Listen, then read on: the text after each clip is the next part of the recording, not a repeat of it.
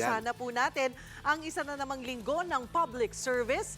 Kasama nga po si Dean Mel Santa Maria na magbibigay po sa atin ng libreng payong legal. Okay. Simulan na po natin Let's sa go. ating first caller na si Anthony Alas. Hi, good morning sa iyo, kapatid na Anthony. Anong may paglilingkod sa iyo ni Dean Mel? Good morning po, ma'am. Opo.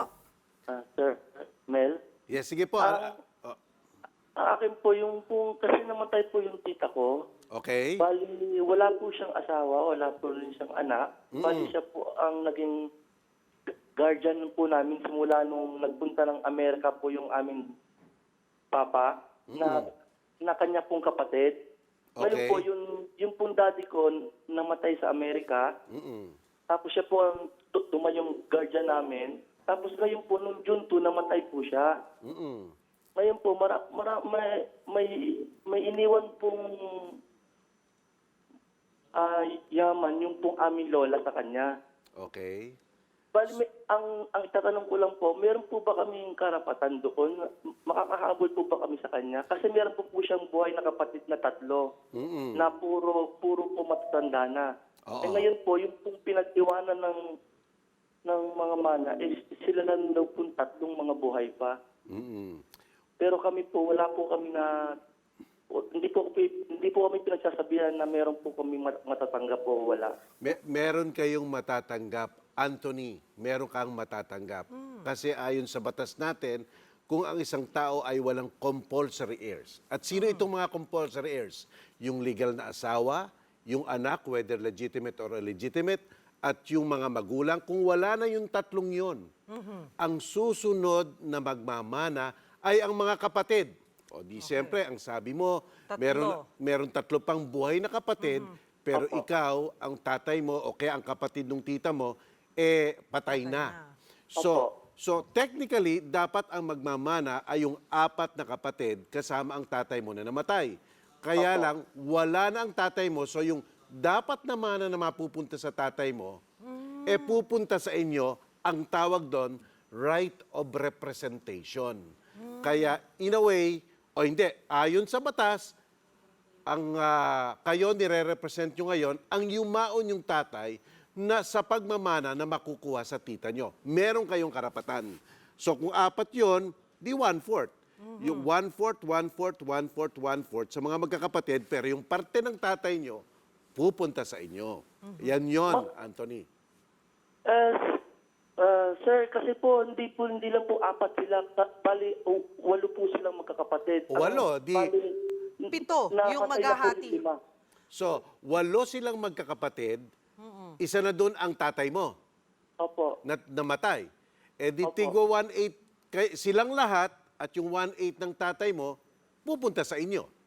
Ganun. Paano mo kung may last will and testament na hindi po kami nakasama yung tatay ko? Kung may last will and testament na hindi nakasama ang tatay mo, eto na ang sinasabi ng ating batas. Cheryl, magandang tanong yan. Ang mga dapat magmana, whether you like it or not, ay yung mga compulsory heirs. Kaya kung wala sila sa last will and testament, hindi sasaalang-alang ang last will and testament, dapat munang makakuha yung compulsory heirs. Pero wala na rin eh. Oo. Di ba? Sabi ng batas natin, yung iba pang tagapagmana na hindi compulsory heirs, talagang matatalo ng last will and testament. Ayan yun. Kaya dapat walang last will and testament. Kasi sabi ng batas natin, yung mga kapatid nga, pwedeng mawalan sa pamamagitan ng last will and testament ng isang yumao na wala namang compulsory heir na binibigay sa iba ang kanyang mga ari-arian. So parang yung... Paano po namin malalaman kung may last will and testament po? Hindi po naman pinapakita sa amin. Well, may tanong ka sa kanya. Oo nga.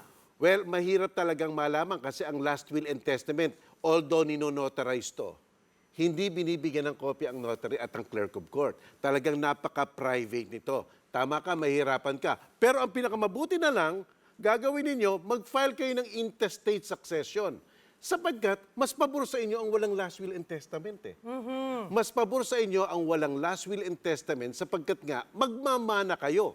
Oo. Di ba? Kasi natatalo kayo kung ano man ang nakalagay sa loob ng last will and testament. Para kung mag-file kayo ng tinatawag na intestate proceeding, mapipilitan niyang ilabas yan kung gusto meron nilang talaga. igiit na wala kayo. Pero kung wala, meron kayong makukuha. Yun nga, yung parte ng tatay ninyo. Sir, yung po isa, yung po daddy ko kasi, yung po napunta ng Amerika, hindi po sila kasal nung nanay ko. Ngayon po, nagkaasawa po yung nanay ko nagkaasawa po yung daddy ko sa Amerika na sila po ang kasal sa Amerika ngayon. Paano po yun? Hindi, walang pakialam dito ang asawa. Kasi ito, wala po. basta tatandaan mo, ang mga mana dapat pumupunta lang sa kadugo. So, yung nanay mo, anak. yung nanay mo, hindi naman kadugo ng lolo mo o ng tita mo. So, Opo. iyan yun. So, hindi naman makakakuha ang mga asawa ng mga tao na namatayan ng kapatid. Pero kung may ibang anak ang tatay niya, kasama sila. Siyempre naman, Ganon Cheryl, yun, Anthony. iyon. Oo, maghahati-hati ka ngayon dun sa, ilang proportion doon? 1/8, yung mga 1/8 na ganon.